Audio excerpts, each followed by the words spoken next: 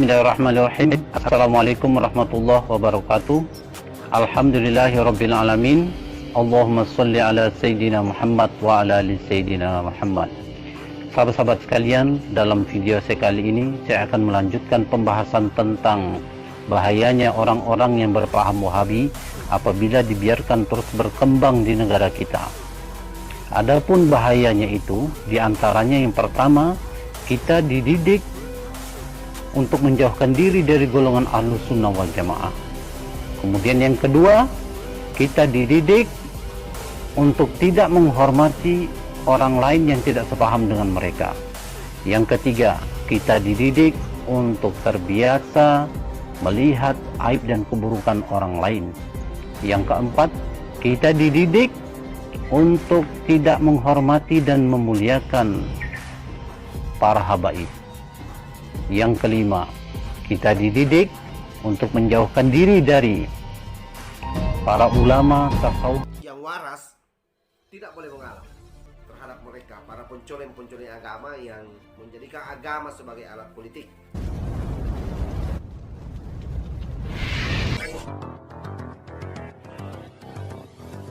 Pertanyaan saya di sini, kira-kira apa tujuan utama daripada ke Indonesia, khususnya ke Gorontalo? Itu tujuan utama. Kemudian dalam penyebaran ini membutuhkan dana. Kira-kira dananya ini dari mana saja, Pak? Terima kasih, Pak Ustaz. Kalau target mereka itu, pertama, target mereka itu mereka mencari masa dengan sebanyak-banyaknya. Jadi mereka membuat taklim di mana-mana. Setelah mereka membuat taklim di mana-mana, ya, mereka sudah mulai banyak masa.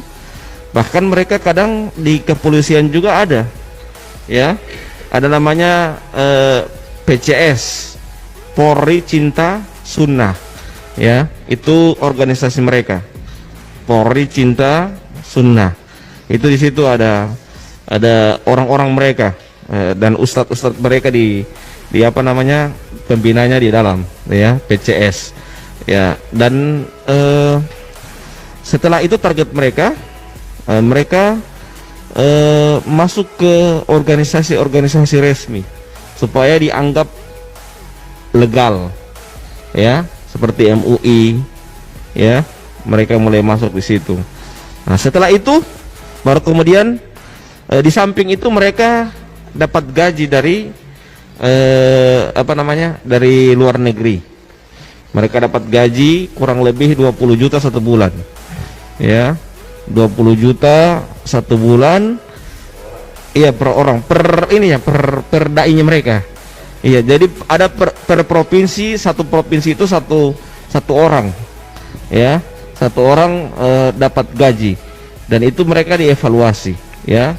Dan apa namanya, kalau di NU yang dari Timur Tengah itu cuman organisasinya namanya Robitoh, nah, itu NU punya, ya, itu muassasah. Tapi kalau mereka selain dari Robitoh, jadi selain dari Robitoh ada beberapa yayasan itu yang mendanai mereka. Jadi jangan heran ada TV-TV mereka tanpa iklan semakin hari semakin besar, ya.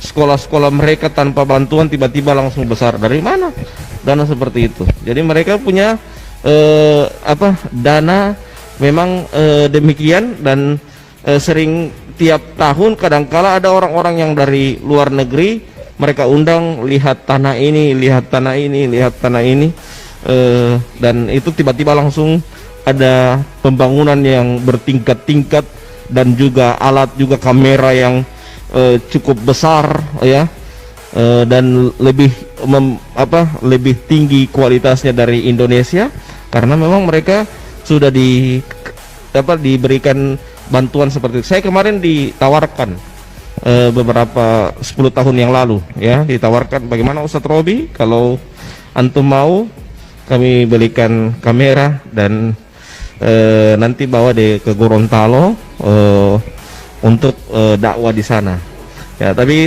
saat itu saya bicarakan sama istri saya, sehingga istri saya tidak setuju karena sudah ada sudah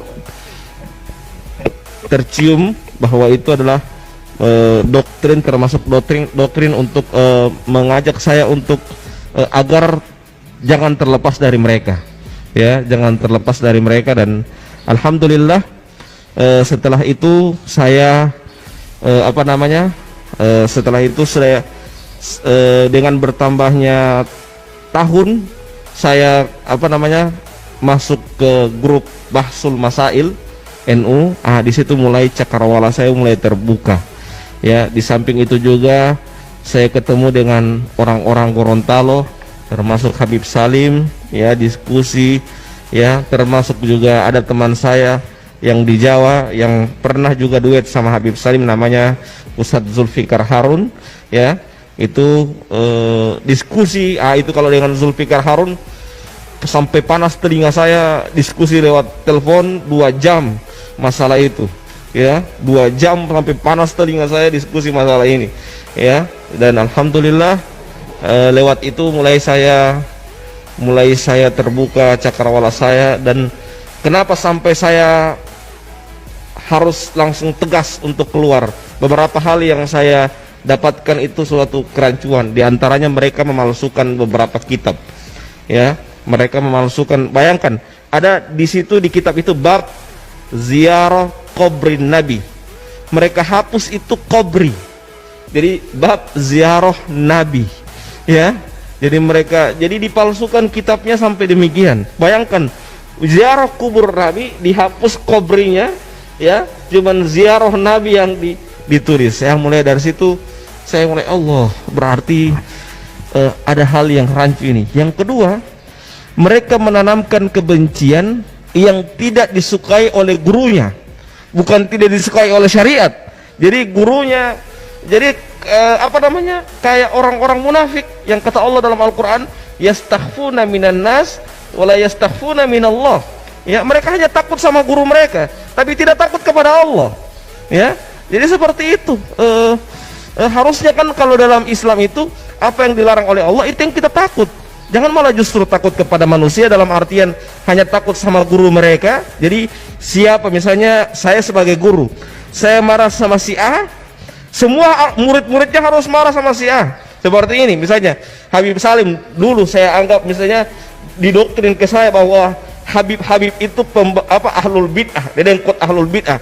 Saya harus benci sama Habib Salim. Kalau tidak benci, berarti saya juga dikhawatirkan kena syubhat dari Habib Salim dan jadi ahlul bid'ah juga. Jadi ditanamkan kebencian seperti itu kepada murid-muridnya agar membenci apa yang dibenci oleh gurunya. Ini sangat berbahaya sekali pemahaman-pemahaman seperti ini. Nah.